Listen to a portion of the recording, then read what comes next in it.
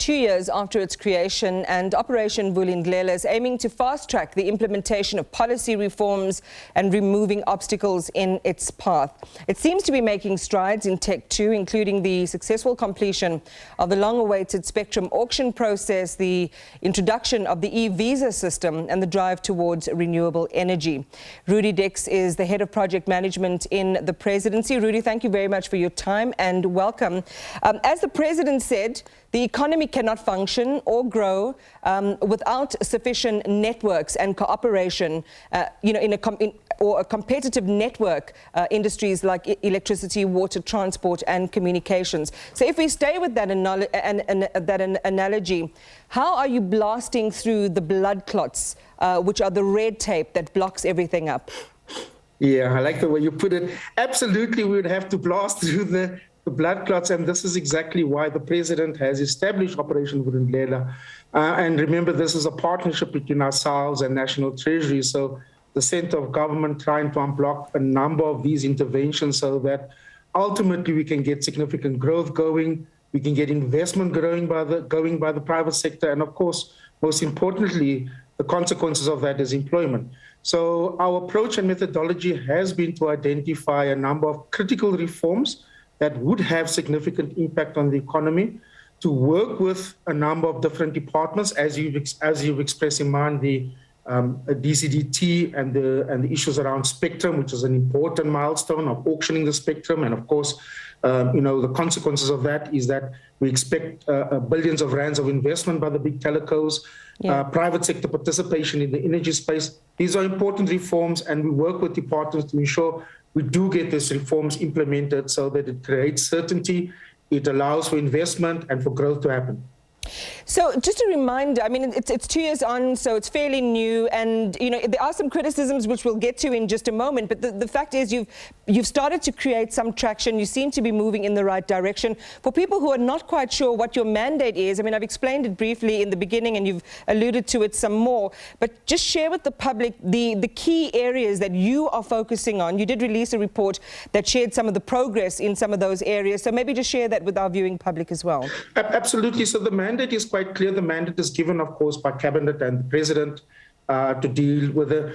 Remember, a lot of these structural reforms, and I'll come to that right now, is something that has already been decided upon by government and the Cabinet, that we're required to intervene and unblock a number of areas.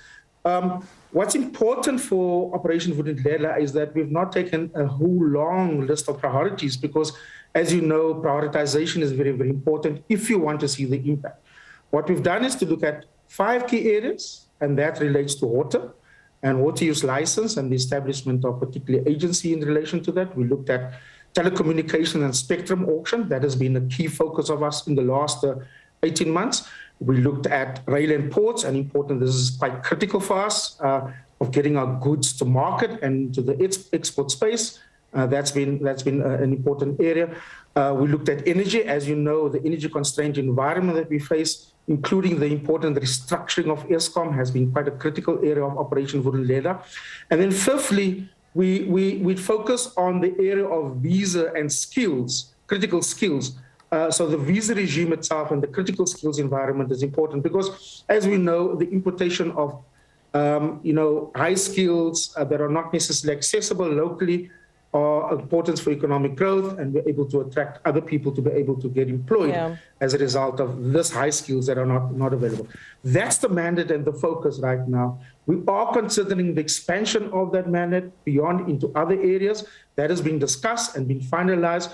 But for now, I think the point is that the focus on a small number of reforms that are quite critical and impactful does make a difference. And as the quarterly report shows, we've made some significant progress. Right. I mean, as I listen to your characterization, it sounds like you're meant to be like the super connector, because obviously departments have people, they have ministers, they've got their DDGs, and people are supposed to be doing their work. They make the policy, and then they've got to make the policy happen. But then you come in and you've got to super connect and short circuit different things. So it seems as if it's just another layer of management that is needed, notwithstanding notwithstanding the fact, though, there's been mixed reviews from business about the impact or the effectiveness of Operation Vulindlela. And I'll just share one from one organized business cohort which talks about, you know, a lot of projects are still stuck in the works because, and we're talking about energy projects, for example, because of the red tape imposed by NERSA. So in some areas you're able to move, you can move quite efficiently, and then others you actually encounter the red tape and those bureaucracies internally within those organizations, and that limits just how far you can move. So just share with us the interplay. I mean, how do you interplay with people whose actual job it is to do the stuff and to get things moving? Well, this is the bureaucracy that we have to get through. It's government, right? It's not unique to South Africa. Ours is to develop a delivery mechanism to ensure we speed up the reform process and to get those systems. So in a sense, I mean, your term of an interconnector probably is characterized as we facilitating supporting implementation of the departments that are responsible for the specific reforms. So let's use this example. Much of the business people and BUSA, for instance, have raised concerns around the 100 megawatt embedded generation cap, for example, around getting private sector investment in. Now, when President and Minister Mantashe, for example, announced that reform last year, you record, it created quite a significant amount of confidence, positive viewpoints that this is the right step in the right direction. But what we were able to find out, for example, that there were other impediments below that, you know, that were impeding the actual investment, for example, to happen. We set up a joint task team with business, working on environmental impact assessments to try and reduce the time, to reduce the red tape around the registration process with NERSA, to try and reduce the time frames for getting your actual build, your plant that is going to generate electricity connected to the transmission grid. So the grid connection is important. We worked with the Department of Water and Sanitation on water use license and also on land use policy. So we brought together the department and the private sector in problem solving in a very granular way. Some of the challenges that relates around the energy space of a reform that has been achieved, but the actual implementation of that has been hamstrung by some of the red tape. And that's the point about Vulindlela, is to try and unblock that red tape, because at the end of the day, what we're trying to work towards is a better impact, better outcome. And security of energy, the restructuring of the electricity sector is fundamental, and we need to get more megawatts onto the grid. The intervention of the 100 megawatts was one of those interventions. We meet every single week from at Thursday with industry to try and address some of those problematic interventions. 58 projects that are there, 4.5 gigawatts of energy that we hope to get onto the grid in the next 2 years. Yeah, I mean, as I'm listening to you say that, it sounds like in all of these objectives, each one of those is a moonshot. It's, you know, especially dealing, for example, with energy generation and the issues around Eskom.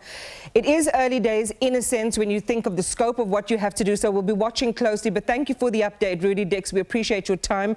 Rudi is Head of Project Management in the Presidency.